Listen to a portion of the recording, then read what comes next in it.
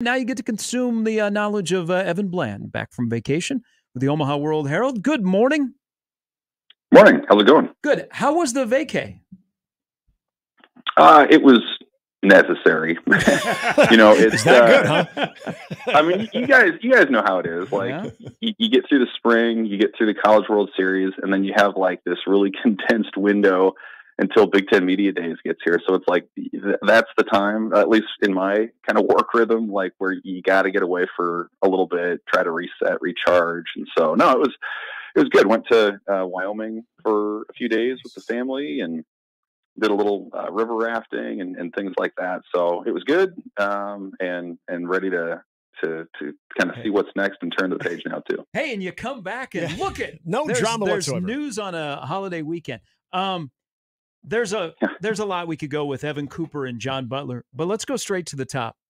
The way this was handled, and we don't know the whole story on a dismissal and a hiring, but we know about the guy in charge. Did the way this was handled, the swiftness and the potential hire's resume, do you think that showed off one of Rhule's strengths? Yeah, absolutely. I mean, he's a guy who's already proven that he's quick on his feet to address a whole bunch of situations.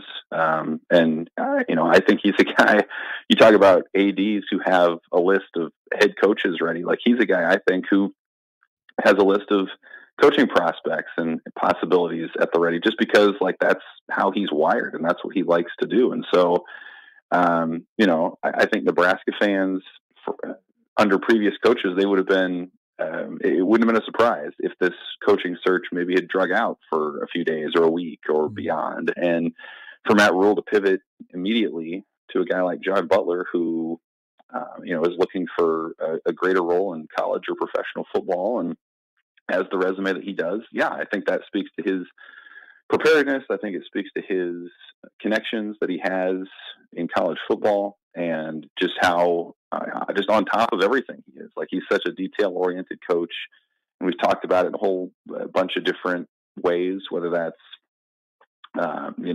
player development or fan engagement or all kinds of different things. And I think this is another example of that. And, you don't want to say that this is something Nebraska hoped would happen, but man, you do look at the resume and you say, all of a sudden, this is a guy who achieved at a high level in the NFL, in the college level as well.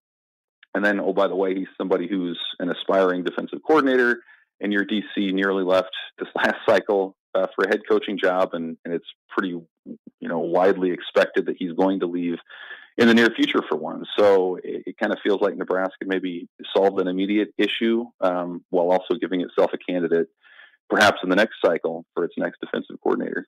What was, whether it was John Butler or anybody else, what was going to be, in your opinion, Evan, the biggest thing that Matt Rhule needed to consider when bringing in a replacement for Evan Cooper, given the challenges that the secondary will face in 2024 and what Evan Cooper, that we know both internally and externally, brought to the table? Well, that's what's so interesting about replacing Evan Cooper, is that he wasn't just a defensive backs coach. I mean, and that was a position he learned kind of as he went along with Rhule. But this was a guy who, with the exception of about 6 months, one off season when he went to Miami, has been alongside Matt Rhule the entire time, and has been his right-hand man, his talent evaluator. He's the biggest NFL draft junkie on the staff, or he was. And so to replace that guy is to replace, somebody who has a ton of institutional knowledge of what you've done, someone who is who knows what the measurables are, who knows kind of what the criteria is as they're going out and identifying talent. And so, I don't know that how much of that John Butler necessarily fits, but he's a guy who has his own kind of set of skills. I mean, you hear what some of his former Bills players said about him when he left in February, as a guy who was an outstanding leader, an outstanding communicator. So I think that's probably one thing I think of, and Matt Rhule's spoken to it, is like, he doesn't want a staff of yes men. He wants guys who have their own opinions, who have their own, convictions about how things come together, and then they and they collaborate and they work on that. And I think Butler clearly has that. I mean, you look at his ascension from D3 defensive coordinator in his early 20s to D2 coordinator to where he was at Penn State a decade plus ago, and then rising up through the NFL.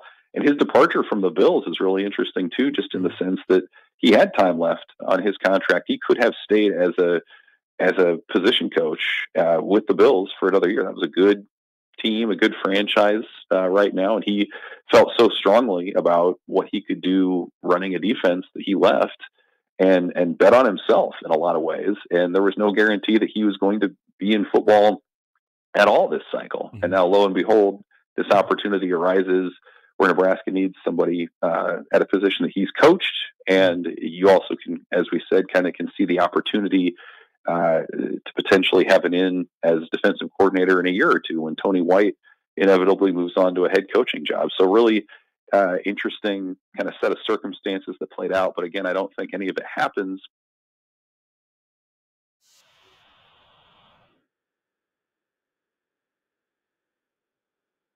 Joining us. Looking at this situation, I think we don't have a good CEO, and it could be at the World-Herald, it could be NRG Media, it could be Nebraska football, somewhat Fortune 500 companies. Things can derail you.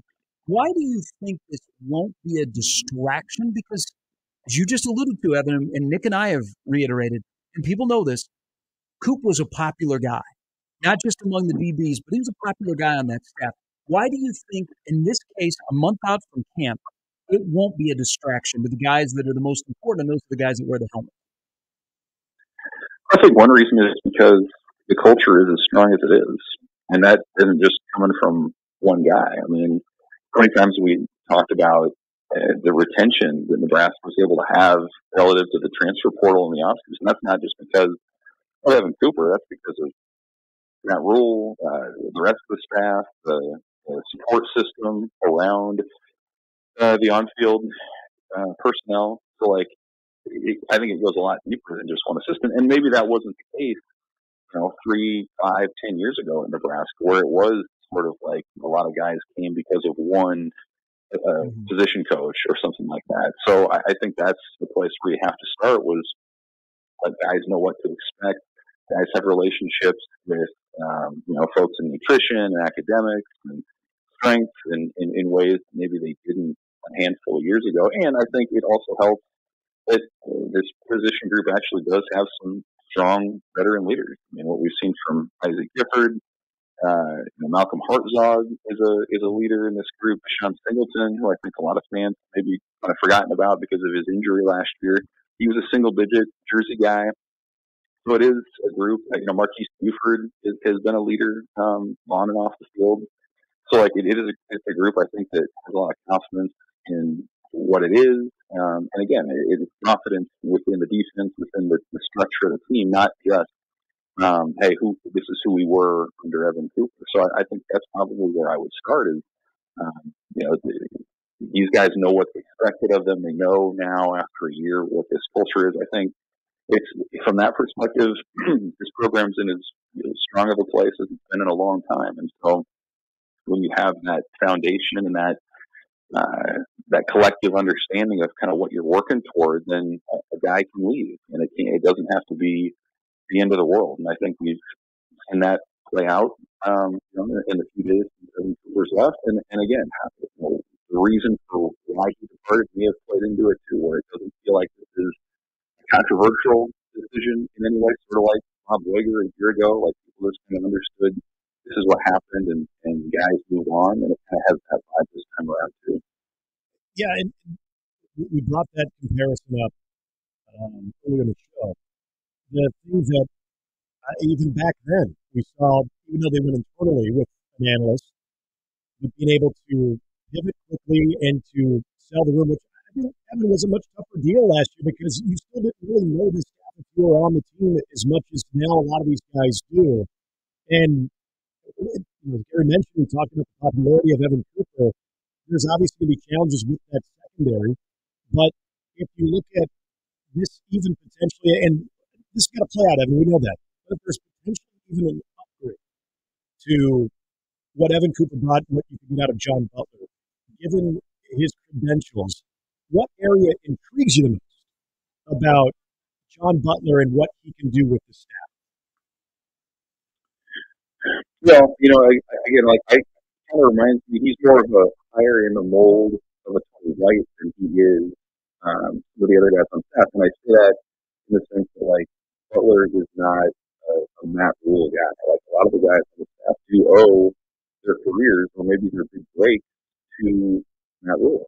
The different stops that they've had in football. And Butler isn't that way. Like I said, he's kind of was a self-made guy, rising through D3 and D2, and then with the Big Ten stops, and ultimately into the NFL. And so, like, he's going to bring, I think, some different perspectives to things. You look at his time at Buffalo, and he was known for developing some younger, maybe underachieving players or under the radar players. Maybe at Buffalo, they endured a lot of injuries there in the secondary. Most famously the Hamlin injury on Monday Night Football, and there wasn't much of a drop off. Like, they continued to find ways to piece it together. And this secondary, I think, while you can pretty well name who the starters will be, I think this is a group too that could use some development and may during the course of the season need to be sort of pieced together as injuries or performance issues crop up or whatever it might be. So Butler's not a guy who in his early 50s needs to be brought along or necessarily is one of those guys who's early in his coaching arc. Like, he's someone who I think kind of has established his coaching voice already, so to speak. He clearly believes that he has the ability to lead a defense at the college or professional level. And so, that kind of leadership, that kind of conviction, I think isn't all that far off from what Evan Cooper was. He was also a very, self-confident guy. And so I think in that respect, things won't change too much, but, you mix in the experience that Butler has, especially schematically, it sounds like you listen to his, some of the stuff came out about him from Buffalo. He was very schematically sound and someone who, was able to help his secondary, fool quarterbacks or give them a lot of pre-snap things to look at. I think that's, one of the strengths that he has as well. And so maybe that's an area where Nebraska can gain a little bit of an edge, moving forward with a guy who's just a little bit more experienced in terms of in-game strategy and operation. You brought up just a little bit ago a player in the defensive back room, and take out coaching aside, but I'm talking about Deshaun Singleton. And you know this, Evan. He's a guy that we chatted a lot about in September. Unfortunately, second play of the game against Michigan, he goes down with a severe injury, out for the year. Doesn't go through spring. But in the 4 games prior to Michigan, that guy was a dude. Playing free safety, he would come up, he'd play that slot corner where he could help out and run support, and he was tackling running backs behind the line of scrimmage. But then he's out of the lineup, and you realize, gosh, Nebraska doesn't have depth, to make up for a loss like that, and also a guy that got a single-digit number. So, and he's healthy, so he's going to practice. He'll be ready to go on day 1. What does the Deshaun Singleton, healthy for 12-plus games at the level he was playing at, do for that defensive backfield? Yeah, it'd be huge. I mean, he's one of those hard-hitting safeties, like you mentioned. We saw in the 4 games that he played, like, he wasn't afraid to come down and crack a running back, near the line of scrimmage. He also could drop back. You look at some of his Pro Football Focus grades, and he was one of Nebraska's more well-rounded players. And so, if he can stabilize one of those safety spots, maybe along with Malcolm Hartzog, then that allows you to be a little bit more creative too at your cornerback position. So you've got Tommy Hill on the one side. Hill, obviously, they liked at corner before he got hurt, and he'll factor in at some point this season as he comes back. But it does, I think, allow you maybe to look at Marquise Buford maybe back at corner if Singleton can entrench himself as a safety. So, and I think this is a secondary that, while you're looking at 20 plus DBs that are listed on the roster, you feel probably pretty good in terms of proven commodities at about a fourth of that. So like, if you can have a guy in there who's a playmaker, who's a veteran, he's technically a senior. I know Nebraska's looking to maybe get him an additional year of eligibility since he just played only a couple snaps in that 5th game against Michigan. So maybe this is actually his junior year ultimately, depending on how that goes. But he's somebody too who is a leader. And when you factor in what we've just been talking about with a new position coach, Singleton, I think his leadership abilities, the fact that he's been with this team now, for a while relative to a lot of the roster, I think all that can play into it. It sets it up for him and a guy like Isaac Gifford to really step up and be leaders and both in terms of on-field performances, but then also as vocal guys and as seniors on this team. I think there's just a ton of value in having him back out there. And again, he's kind of interesting because people forget about what he was all about last year when he didn't really play past September. So I think if he can come in and pick up where he left off, and he's 100% physically and all that, I mean, it's a major boost to the outlook of what this defense can be in 2024. Evan, this is the most recent example, but I go all the way back to listening to Matt Rhule talk on certain national shows as well, or national correspondence when it comes to this team. There's a subtle confidence, and he lets that come out. But there's just that overall presence of this team that he continues to show us that seems to be extremely even keel. Now we get another example of Matt Rhule, not only the head coach, but the CEO of the program.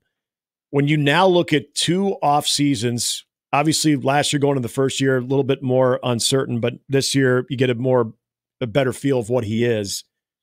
What impresses you more about Matt Rhule? Is it the CEO part of the job? Is it the head coaching part of the job? Is it both? What stands out just with everything we've seen, especially with the offseason chatter, both positives and sometimes not so positive?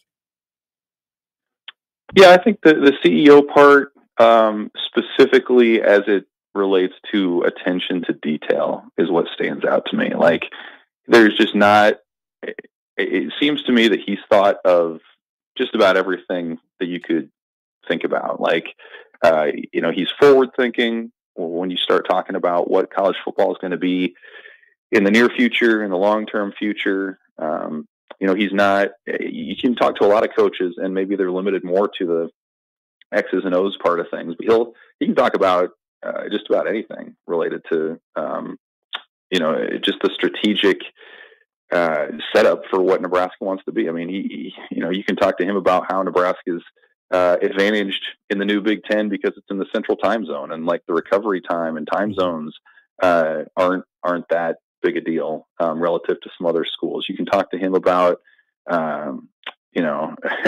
just anything, all kinds of different details beyond what I think maybe people would associate with a typical football coach. I think back to how quickly the thing last year with the volleyball players who couldn't eat the training table that was provided for football, and some of the stuff that came out on social media. And within 2 days, he had set up a meal just for them in appreciation of what they did, and calmed that particular storm. You can tell he listens to pretty much every interview that his players or coaches give to the media. That wasn't always the case. So he's very in tune with what's going on within his own roster. He's very in tune with what's going on in the trends nationally. I think he and Nebraska were sort of on the forefront of how you can craft a roster creatively within the rules of NIL and add more, scholarship players essentially than what you would normally have. So like, that to me is what really stands out, is like, there's just no stone left unturned, with him in terms of the operation, in terms of the people that he wants to hire, the strategy that goes into it. It's just really been impressive. And I know it's a lot different from what maybe some of the previous Nebraska coaches have been in that regard. And I think it's a skill set you have to have today. Like, it's so much more important now than it was even 5 years ago, because you have to retain your own roster and you have to worry about NIL and just all the different things that go into it. It's a job that you need to be on 24/7 to stay competitive, to stay on top of things. And so I think that's one of his skill sets. Is he's a football junkie, a football lifer. This isn't work to him. I think most of the time it's something that he wants to do, something that drives him. And so Nebraska is the better for it. And again, we see it in situations like this in July when you have an unexpected staff change. As surprising as I'm guessing maybe some of the circumstances were, I don't think it caught him flat-footed, and that was reflected in the swiftness of the replacement. So really impressive for him, and we'll see how that continues to pay off in terms of win-losses moving forward. Yeah, I think he had an idea that this could have happened. Evan, welcome back. Great to have you back on the show. And just think, in 2 weeks, we'll all be going to Indianapolis. Can't wait. Hey, thanks, guys. That's Evan Bland from the Omaha World-Herald. I think he was genuinely excited about that, actually. To go to Indianapolis? Yeah. Is Indianapolis fun?